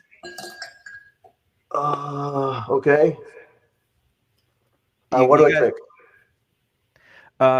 Settings, and go audio and eliminate echo. It's in Chinese. Man. Oh, I got it. Yeah. Must be on VPN. Okay, much better. Much better. How you doing today? Okay. Is that better? Much better. Okay, cool. What's up, guys? Hey, man. What I up, like Howard? the posters you got in the background. sir. Yeah, I actually I wrote down 5 questions for Aaron, and they're not in any order, but I thought, and I didn't give it to him ahead of time. So this is gonna surprise him too because he doesn't know. Damn. Yeah, is Pressure. that echo okay? Go ahead, fire. Yeah, you guys can hear me. Okay, cool. All right, Aaron, you ready? Yeah, I was born ready. All right, let's do this. Okay, so question number 1. If you had a chance to talk to young Aaron, this is a Portland Aaron working at the convenience store bagging groceries, and magically make a phone call and talk to him on the phone, what would be the biggest advice you could give him? All right, I would say stick with it. You can definitely do this. You're good at poker. So just keep grinding, keep improving, keep learning. And I'd also say when you get money, don't spend it like you're a millionaire. Because that is like definitely a league of mine. Don't go and buy a Tesla cash. Well, that part, see, I'm fine with that part. Don't go spend $400 at Burns every week or whatever. That's a good question. All right, question number 2. So there's 5. What is your favorite part of playing poker for a living? My favorite part? I would say the freedom is definitely a big perk, but also I just have fun a lot of the times when I'm playing tournaments. I just think it's like very like mentally like stimulating, but I just have like a blast. I think it's a fun game. I think it's fun to meet all the different characters and, you know, make friends around the area. So I would say that's my favorite part, is just being able to like meet different people around the area and, you know, play tournaments. I mean, it's been fun. You gotta love also the competition. Like, that's our love for poker. The tournaments especially is the competition. We all have that in us, instilled in us, is to compete. You're competing with other players, and winning a tournament is so exhilarating. So you gotta have that in you. I'm still getting a little bit of echo. I think because you guys are in the same house, or there's proximity between you two. But you hear the echo, Shane, or no?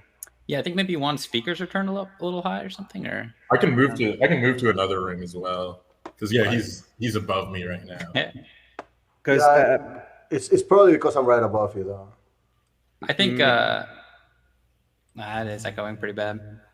But I was gonna say one of the things I like a lot about poker is that like our career we can improve at. I think other people, like maybe a teacher or a nurse, they don't really like ramp up their skills over the years and get compensated that much for it. They kind of just have a more static career. Yeah. I that's what I like about it too, like the progression of like getting better, moving up in stakes. I mean, like if you told me 5 years ago I would be playing like, I mean, I'm not playing huge or anything, but be playing like 1700s regularly, the 3500 main, the W. Day 5 of a 10K. Yeah, like I would not have believed it. So like the fact that I've been able to like kind of keep moving up and have some opportunities to play some bigger stuff has been awesome. Yeah. Juan, what else do you have? Okay, cool. Good answer. I actually do feel like I personally play my best poker when I'm having fun, laughing, trolling, and you know, just makes you feel loose and happy. And you know, the worst to me is when you see people that are miserable at the table. You know, it's like, what's the point? You know. So, all right. So obviously, you know that I've transitioned throughout the years from you coming here to Florida, and you've seen me literally grind every single day. Right? It didn't matter what it was. It could have been on the computer, it could have been live, it could have been tournaments, it could have been cash. And then my life changed 15 months ago when Max was born.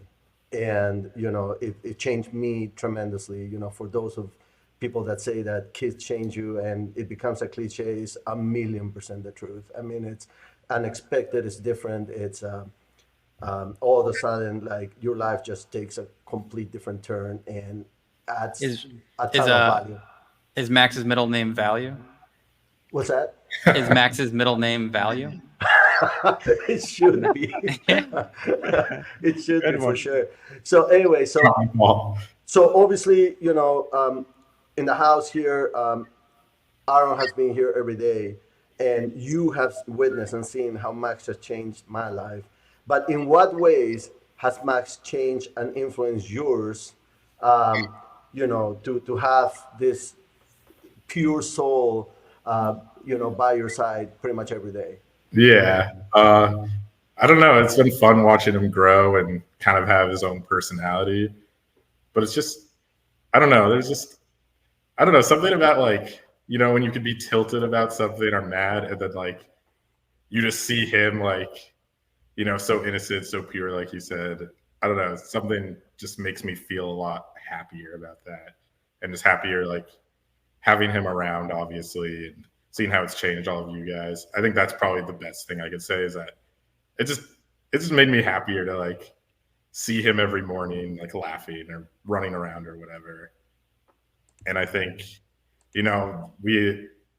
it's like up to us to make sure like he's loved and raised the right way. And I think that kind of is always in the back of my head that I never want to be like a bad influence or steer him wrong, because I think it's very important that, I think that's like kind of our job as like adults who are around him to just make sure that he's raised right and loved. And yeah, I would say that. Juan, I got a question for you. Yes, sir.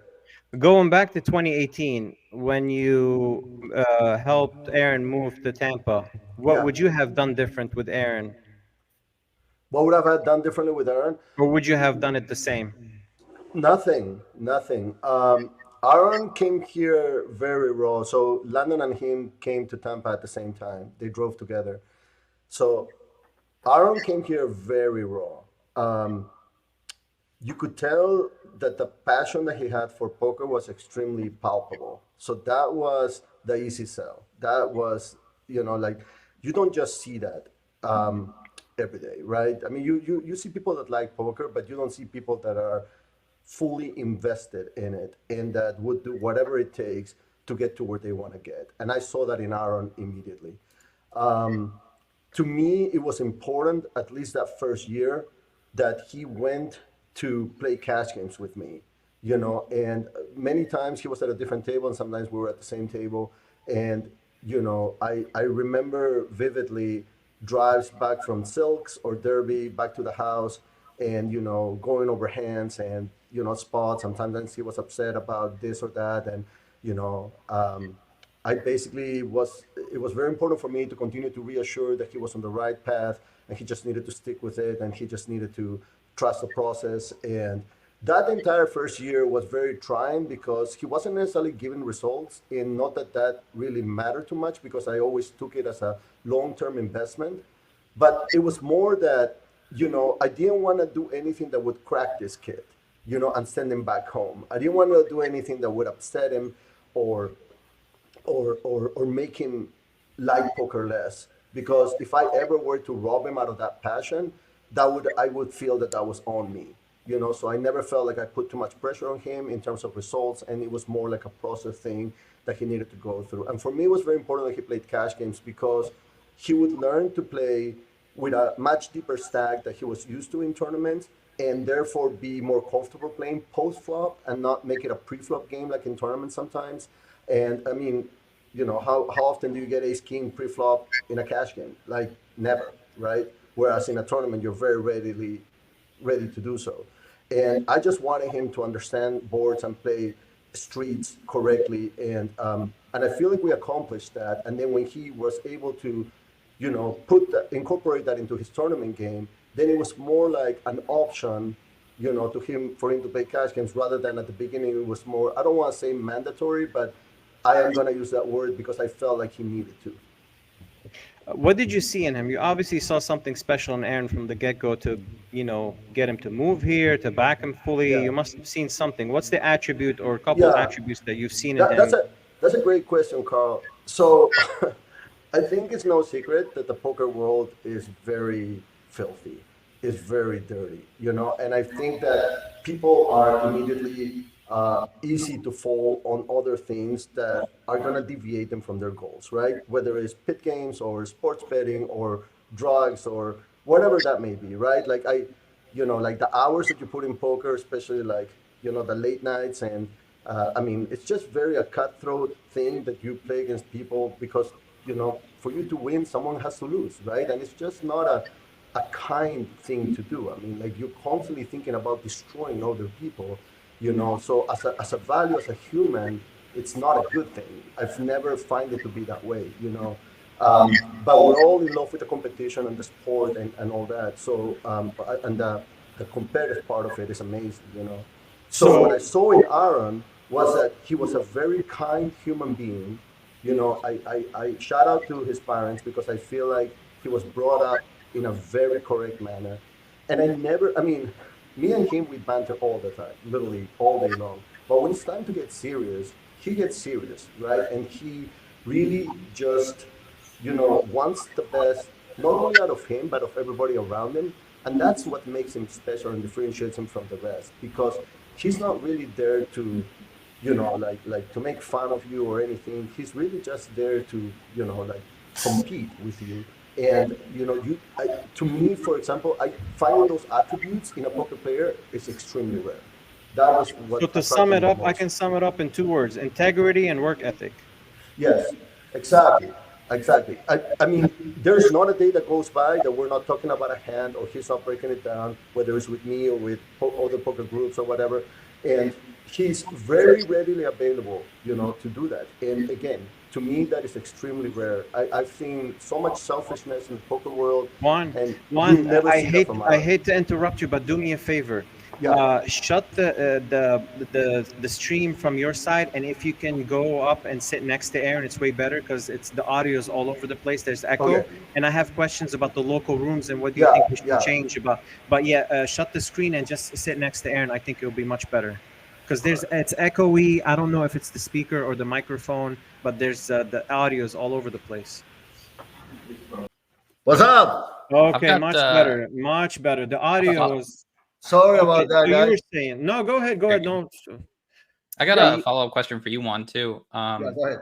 Back when I'm from Ohio and I did martial arts for 12 years, and the guy who trained me is my Sifu. He was like the greatest guy in my life and like an awesome mentor who like really led me in the right direction. And I've just never like seen that since. And it kind of seems like you have really similar qualities, at least towards Aaron. What makes you want to do that for somebody younger than you? Like, what makes you want to like be a mentor? What a great question that is. So when I was coming out, I discovered poker in 2007, and in 2009 I was playing full time at that time, and then basically I just never looked back. And for me to understand things, just simple things or complicated things, you know, just variance, just strategy or whatnot, man, I must have banged my head against a wall 1,000 times before I understood things a little better. And I always wished that there was somebody that would have just taken me under their wing and just showed me an easier, faster way of doing things instead of me figuring it out on my own. So that's basically like Aaron for me, right? Like I just feel like I've already been through a lot of those steps when he first arrived, that I can help you get there faster, you know, if you just trust not only the process, but my experience.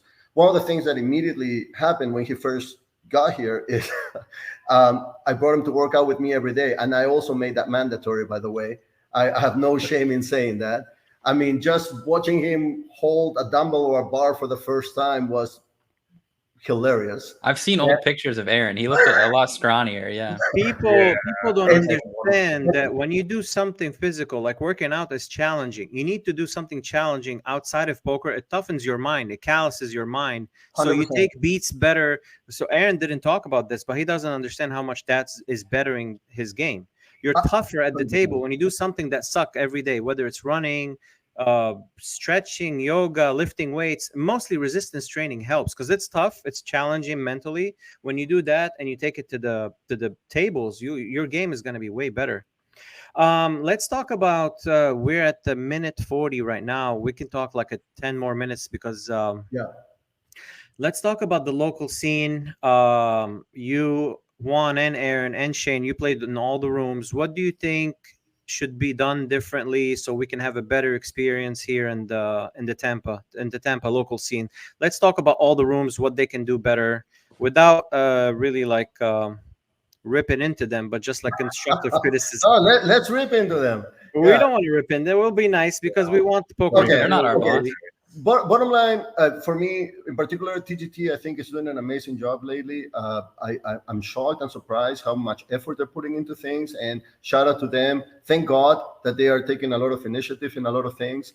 I know a lot of people don't like the location. They think that the place is sketchy, but at the end of the day, what an amazing thing that they're trying. I mean, really, you can just ask effort from people, and that's really all we want. I mean, as much as I love Derby and I adore Derby, I mean, like the people there, the dealers, the floor people, I'm very good friends with all of them. I definitely think like sometimes they lack that vision of things, and there's a level of stubbornness that go with that. It's like, man, you can just fix this a little bit here, a little bit there, and just make it a little better.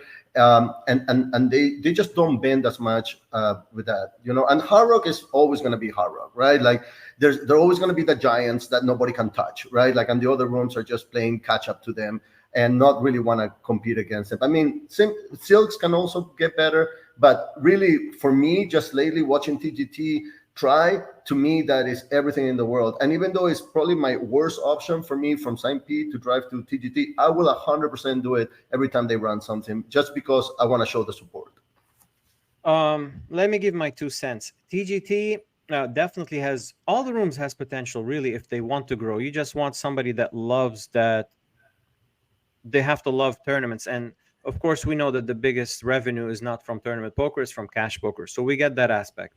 But tournaments are going to bring the players through the door, and those players are going to go to cash tables later on. Some will, some won't. TGT, they have the best dealers. I always say it in all my podcasts, because all the dealers came from Hard Rock, and they got like all the talented dealers. Z, Michael Lucky, Ross, like all the really, like they play, they're grinders, they know the game, they're really talented. So you don't see that many mistakes as far as dealers. They are actually better than some of the Hard Rock dealers lately. They're making a lot of mistakes over and over. When they sit down, you just dread it, because you know mistakes are going to happen. So you don't want to be the player and the supervisor at the same time at the table. You just want to play and not worry about mistakes. So TGT has the best dealers. Jacob cares. That's all we need, is somebody that cares about the game. That's all. Then that will make a better experience for everybody. So Jacob cares. He has the best dealers. The only problem, I said it before, is logistics. More tables for tournaments. I talked to Yi to have more stops at Hard Rock, and he sat me down at a table and he explained the whole thing to me, that he only gets that ballroom 2 weeks. He's fighting over 2 weeks a year. Well, I mean, they gave him a bigger window, but like he's not going to run a multi event in June or July, because everybody knows all the grinders go to Vegas, and he's going to have issue like meeting guarantees and stuff. It's just not ideal to run events in June, July. Nobody does it. So what I'm trying to do is get those small rooms. Like Derby has the potential, because they have the space, they have the tables. They need to have, if they have like two stops a year, a multi-day event, like 2 weeks with big guarantees, they have all the potential to make it happen. The only problem that Brian, shout out to Brian, the TD over there, he has bosses that don't listen to him. They're always focused on table games and the hold'em tables, the gambling tables, not blackjack. They don't have blackjack, but what do you call them? Those wagering tables. Like Ultimate, Texas Hold'em. Ultimate, those, because they generate revenue. And cash games, of course, one table of cash games would generate way more revenue than tournaments. But these stops for grinders, like having a multi-day or 2 week, are huge for us. So we want to try to get them to run, at least like have, maybe if Silks, and I heard there's like talks, I don't know if it's legit or not, that TGT and Silks, they're running a multi-day event, and both rooms are gonna like be in on it. So you can play flights, some at TGT cool. And some at Silks, and they're gonna have a big guarantee. That's what Beard, shout out to Poker News, he mentioned it last time at the table. So he must know something, because he plays at Silks a lot. That would be nice. So we need like stops at these places. TGT, I hope they change. I don't know if that's ever possible to change the location, just get more tables. They don't need that many, like 24 tables instead of 10 that they have, 10 or 12. I'm not sure. They just need more tables, and they have so much potential. Derby has way more potential. Mm-hmm. Enough tables, a lot of potential, huh? I got a little input too for these rooms. Aside from the stops, I think something they could do to like just get better right away is, I don't know if there's a rule book at Hard Rock, but they just need to directly copy the way Hard Rock like has their structures and also how they handle floor decisions. The derbies made some like ridiculous floor decisions that make like absolutely no sense to me. Yeah. One hand recently, it's like limp for 600, and I go to make it 5K. So I have like a single 5K chip, and I hold it out, and I say 5,000, and then I put it down on the table, and they go, "That's a call." I'm like, "What?" They're like, "You had one chip and you went forward," and I'm like, "What do you mean?" And I said, "Can you call the floor over?" And then like 3 people around me are like, "Dude, they're gonna rule that's a call." And I was so like flabbergasted. Then the floor came over. I'm like, "I'll do whatever the floor says, but that's insane." Yeah. And Just then they're because like, you "Yeah, verbalized you went everybody, forward." once you verbalize what you're doing, you're gonna go with the verbal. If you just I put went it out there as 5,000. single chip, yeah, it's a call. But you verbalized 5K, so it's 5K. They Maybe made there it was call, like a though. They slight made delay, me like a limp. So I limped Oh, for Lord. 600. Yeah, This is make it 5,100 from here on. yeah. I Well, always then do that. When I don't also- verbalize, I add one chip just to make it an official raise. It would also like hurt might be someone more. who say you actually only had like a 5K stack or something. Like now you can't say you had like one chip, you can't make it like 3,200 or whatever. Like unless you announce it before even like touching your chip. Because I like went forward was their ruling. Anyways, I think TGTs also has some like ridiculous things. One time I folded my hand and the cards flipped up. I got a 1-hand penalty for it. They called the floor over and I'm like, "What?" And they're like, "Yeah, this is our bigger tournament, so we're not messing around." It was like a $300 tournament at TGT. Maybe they just don't like you. Maybe I don't know. But I think I know that sometimes Derby has people who aren't like real floors, right? They're like dealers or something, and they rotate in. Yeah, like a brush. But I think pretty quickly you could get everybody on the same page of just like how to run a tournament. Derby, they professionally. need a couple things. I've been telling them forever. The brush can't run the tournaments. They need one supervisor to be on deck at all Yeah. times because nobody does that. And we need more multi-days during the year, so we don't have to travel anywhere. If we had like 4 stops, like Hollywood, I think, yeah, they have 4 stops, and they don't have just like in Tampa, they're having 4 events. Like the series coming up, the Tampa Classic, it has the opener 400, the 700, and the main event. We should have more events in the stop, not just 4 events. Yeah, like because you're having it in the poker room, have more events, have like 5 or 6 buy-ins, not just like 3. So also, I think it's a mistake that they got rid of the ladies event, personally. I mean, I know Andra has been posting about that and other ladies, and even if like 20 show up, so what? I mean, like they should have their own tournament. They should have their own event every series. Neglecting them or, it's making a statement that is incorrect because at the end we want more women in poker. Sure. I think it's a terrible mistake that they've neglected or taken that event away when they used to have it in those series, especially like during what was it, Pinktober? I mean, what is this? Isn't this breast cancer? I mean, like, come on, man. Yeah, that got a lot of 100% backlash online for sure. Yeah, well, I mean, one event for ladies, I don't see what the problem is with that. I think the guy that ruined it is the guy that joined the ladies event and won.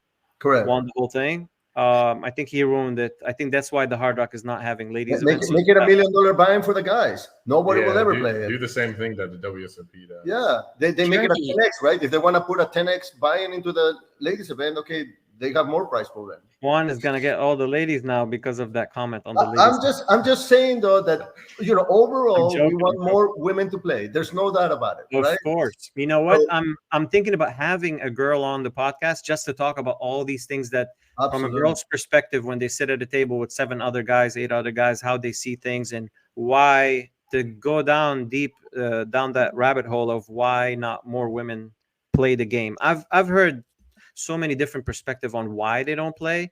We just want to get the lowdown from a girl that grinds and that's actually crushing the game.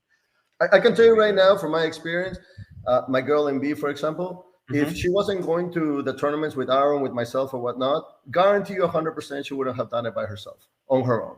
The reason why she's there is because she has the support that we give her, right? Like the confidence or whatnot. But if we weren't there, she wouldn't have done it on her own. And that to me is a mistake, that women are not allowed or not willing.